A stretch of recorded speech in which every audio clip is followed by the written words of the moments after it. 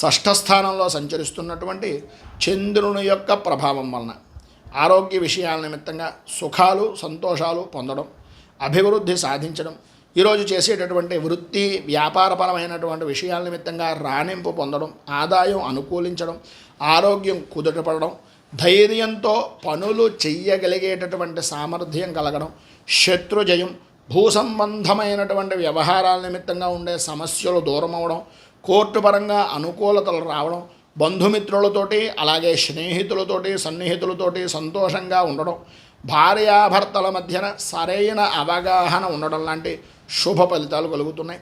కుటుంబంలో సఖ్యత కలుగుతుంది. వృత్తిపరంగా వ్యాపారపరంగా అనుకూలతలు ఏర్పడతాయి.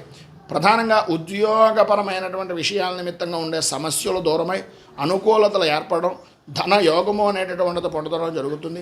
విశేషమైనటువంటి విధంగా ఈరోజు ఉండేటటువంటి శుభ ఫలితాలను పొందడానికి, ఇబ్బందుల నుంచి బయటికి రావడానికి లక్ష్మీ ఆరాధన చేయడం, కనకధార స్తోత్రాన్ని పారాయణ చేయడం, గోపూజ చేసుకోవడం వలన విశేషమైన శుభ ఫలితాలను మీరు పొందుతారు అని తెలియజేస్తూ